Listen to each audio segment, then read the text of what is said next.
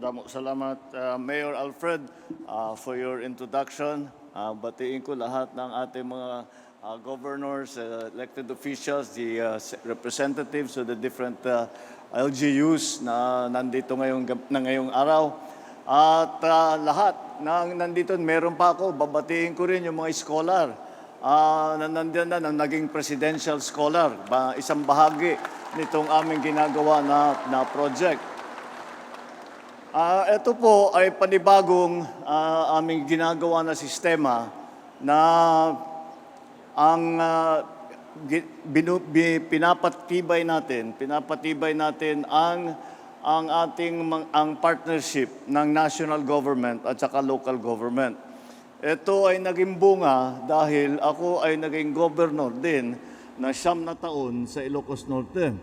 At nakikita ko na maraming disconnect, sa national government at saka sa local government. Kaya't nung ako ay umupo na Pangulo, sabi natin, ba't di natin tinutulungan ang mga local government? Di tayo nakikinig sa local government para malaman kung ano ba talaga ang kanilang pangangailangan.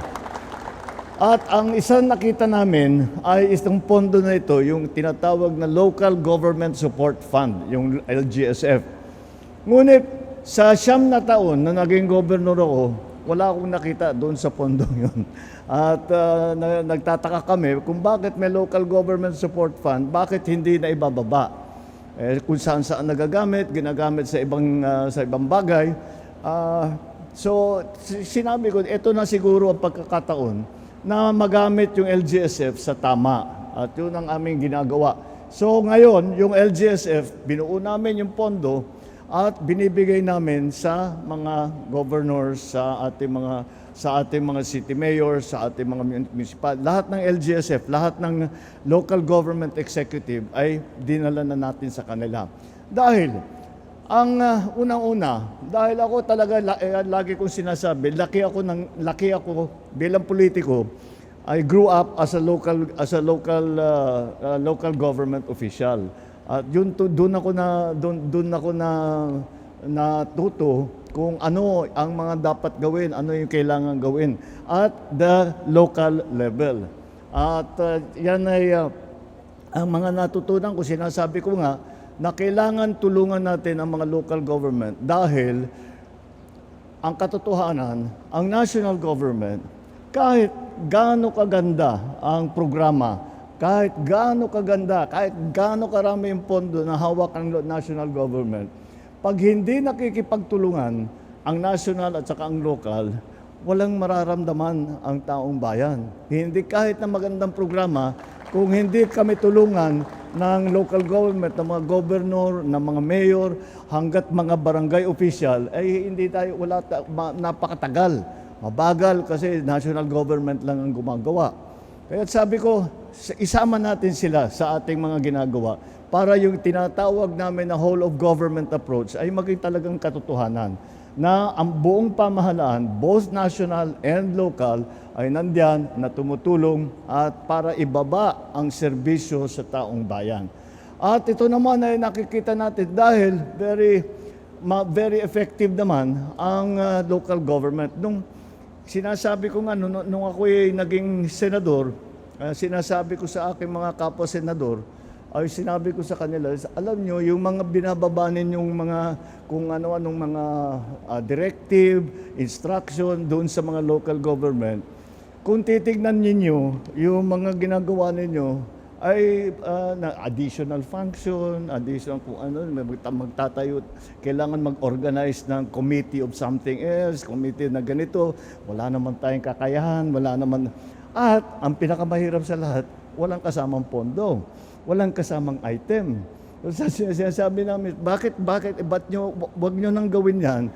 Dahil magandang basahin sa papel yan, magandang i-display, magandang italumpati yan, pero sa practical, pagdating sa baba niyan, wala na mamamatayan dahil hindi namin kaya. Yung mga committee na pinapa-organize sa atin. Saan ka wala namang item, walang dagdag na item. At saka kuminsan di ba, mga housing, mga ganun. Wala namang technical capability ang yung mga sa land use plan. Yung mga ganun na pinapagawa sa local, hindi walang capability ang local. So kailangan na tulungan. Kaya sabi na, hindi, bigyan na natin, imbis na tayo pa sa national government, ang nagsasabi sa local government kung anong kanilang pangangailangan, ay makinig tayo sa kanila. Dahil, baka magulat kayo, ang local government, siyempre sasabihin nila sa inyo yung problema. Pero, sasabihin din nila sa inyo kung ano yung maaring gawin para solusyonan yung problemang yun. Tayo hindi natin alam ang mga kung ano yung sitwasyon doon sa kanilang lugar. And that's why binuo namin itong programang ito, binababa natin sa local governments ang LGSF at iniiwan na lang natin. Yun lang, meron lang kaming mandate na dapat, lalo na ngayon dahil natapat tayo sa isang oil crisis at alam naman natin pag tumaas ang presyo ng langis, tumataas lahat ng presyo ng lahat ng bilihin. At ang unang-una namin tinutukan ay siyempre yung food supply, yung pagkain. Kaya po tayo nandito nagdi-distribute ng tigsa 10 kilo na sako ng bigas. Ito po ay kasama po ng gagawin ng LGU galing nga sa LGSF na ibinaba natin sa ating mga local government executives. Yung mga beneficiaryo po, wag po kayo mag-alala. Hindi ito minsanan. Ito, magbibigay kami na 6 na beses sa isang taon. Every 2 months, magbibigay ulit ng bigas. Patuloy na patuloy yan para matiyak naman yung ating food supply. Yan po ang naging programa para sa ating mga local government sa mga probinsya, sa lungsod, sa bayan. And dito sa Region 8, higit sa 241,000 pamilya ay na ang mga nangangailangan, kaya ito po ang tutugunan namin ng tulong. Ngayon, meron pa rin kaming dinagdag. Itong nababasa ninyo na ang bawat barangay makikinabang. Ito po ay isang programa ngayon lang po ginawa. Alam naman natin ang mga barangay official kung minsan ay nahihirapan dahil pagdating ng panahon may gagawing proyekto, sasabihin sa inyong share sa IRA share, yung 10% IRA share namin. Ano ang sagot? Nagamit na wala na, naubos na. Sabi, totoo naman, ginagamit naman sa tama, pero talagang mahirap ang pondo para at the barangay level. So, ang ginawa namin, gumawa kami ng programa, ang bawat barangay makinabang dahil ang gagawin nga namin ay bibigyan natin ng 200,000 pesos ang kada barangay sa buong Pilipinas. Isa lang ang kondisyon na hinihingi namin sa ating mga barangay officials na yung 200,000 ay kalahati nun ay gamitin para suportahan ang mga presidential scholar. Ibig sabihin, sa 200,000, yung 100,000, magbibigay tig 20,000 ang ibibigay sa bawat scholar. So bawat taon meron sila may 5 scholar ang pwedeng suportahan. Ang sabi namin, unahin nyo na yung malapit na magtapos, pero hindi na matatapos dahil nga walang pambayad. O yun ang ating ginagawa. Yung naiwan na 100,000, iniiwan na namin sa barangay chairman, sa barangay officials, kung saan nila gagamitin. Dahil sa aking paniniwala at pag-unawa at tapat na paniniwala na kayo lalong-lalo na sa barangay, kayong nakakaalam kung ano talaga ang kailangan ninyo. Alam naman ninyo kung saan kailangan ilagay yung pondo. Kaya yun ang aming ginawa. Kaya yan ang isa pang programa na ginawa natin. At ginawa natin na merong pondo para sa ating mga scholar dahil kailangan talaga natin tulungan ang ating mga estudyante. At alam naman natin, kung minsan, kahit na napakagaling, napakasipag, napakatalino, ay hindi nakakapagtapos dahil wala ngang pambayad. Kaya tiyakin natin, kada barangay may 5 scholar, may 5 presidential scholar.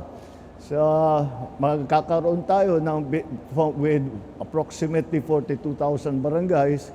Sabihin na lang natin, we will have at least 200 plus thousand presidential scholars, 200,000 plus na estudyante na matutulungan. Ang sinabi ko lang sa ating mga estudyante, pakinabangan ninyo itong scholarship na binibigay namin sa iyo, mag-aral kayo mabuti, at kagaya ng sinabi ko doon sa mga estudyante doon sa labas na nag-orientation, ikako sa kanila, magsipag kayo at mag-aral kayo mabuti, makapagtapos kayo dahil ang edukasyon ay ang tanging isang kayamanan na napupunta sa atin bilang estudyante, ay mapupunta sa atin na kahit anong mangyari, hindi maaring mawala, hindi maaring agawin, hindi maaring nakawin sa inyo habang buhay. Nasa sa inyo yan, habang buhay, magagamit ninyo yan para tulungan ang inyong pamilya, para tulungan ang inyong komunidad. Kaya't mag-aral kayo mabuti at ako ay natutuwa na matutulungan namin kayo para sumikat naman kayo at makapagtapos kayo at magiging maganda, mas maganda ang mga buhay ninyo. Kaya po, patuloy po ang inyong pamahalaan, together of course with the national government and the local government, the continuing cooperation between both national and local for me is key. In fact, in-extend namin ito hindi lamang dito sa LGSF program at saka sa barangay program. Kung maalala ninyo, in-extend natin yung school building. Dahil ang bagal namin, sinabi ko kay DepEd Secretary noon, sabi ko, o sige, kung talagang buhos tayo, ilan na magagawa nating school building sa isang taon? Yung binigay sa akin yung numero, sabi ko, napakaliit naman. Sabi ko, bakit hindi natin ibigay sa local government? Kayang-kaya ng local government by administration yan. So, yun ang ginawa namin. So, hanggat may kaya, basta't kaya ng local administration, ng lokal, ang lokal na ang magpapatayo ng school building, at katulong, siyempre, tuloy-tuloy ang patayo ng Department of Education Department, ang DepEd. Ngunit, mapaparami at mapapabilis ang pagtayo ng silid-aralan dahil nga kasama na natin ang local government. Yan po ang partnership na aking binubuo at para yung buong pamahalaan ay nagtatrabaho na sabay-sabay na nagtutulungan at ito lang na dahil para pabilisin ang paramdam sa taong bayan ng serbisyo na nanggagaling sa pamahalaan.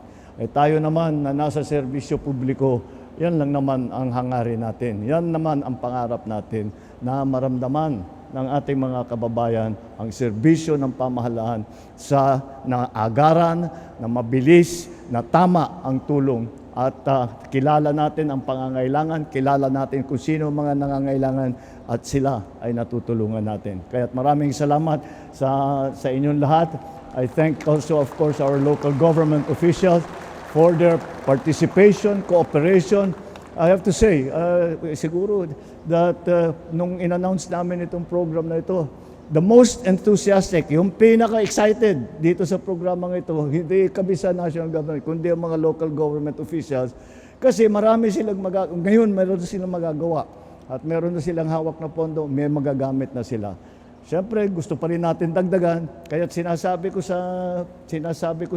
ating mga local government officials, kapag naging matagumpay itong ating sinimulan, if this becomes a success, if it is run well, if you run it well, you will be running this program, not the national government.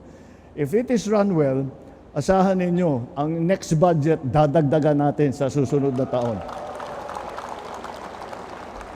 Kaya tumitingin po tayo sa ating mga kinabukasan, sa ating mga kabataan at sa lahat ng mga nangangailangan. Nandito po ang inyong pamahalaan para tulungan kayo at gawin lahat ng kayang gawin ng pamahalaan upang ang inyong pangangailangan ay matutugunan ng ating national and local government working together.